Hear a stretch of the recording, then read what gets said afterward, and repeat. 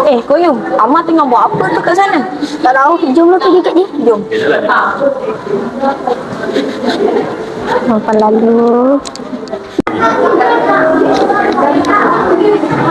Amar, kau kenapa ni, Mak? Macam ada masalah ke bagi nak tahu kat kita orang. Tak ada apa-apa lah Koyong. Aku okey je. Janganlah tipu, Mak. Aku tahu kau tipu.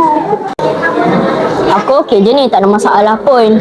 Cuma ni dalam exam matematik aku dapat 52 je.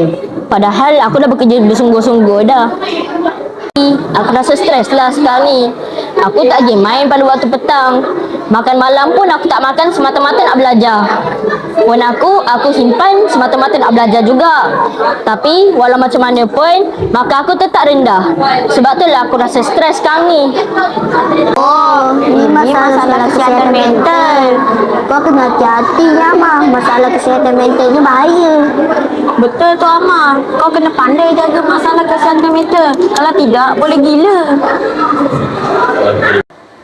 Tahukah kamu apa itu kesihatan mental?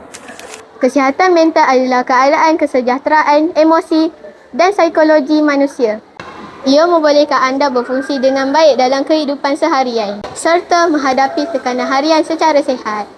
Apakah punca masalah kesihatan mental? Yang pertama, dari segi genetik. Contohnya, sejarah keluarga, kecederaan fizikal pada otak dan ketidakseimbangan kimia otak. Punca yang kedua adalah pengalaman hidup. Contohnya, peristiwa traumatik dan stres hidup yang kronik dan berpanjangan. Terdapat beberapa cara untuk mengatasi masalah kesihatan mental.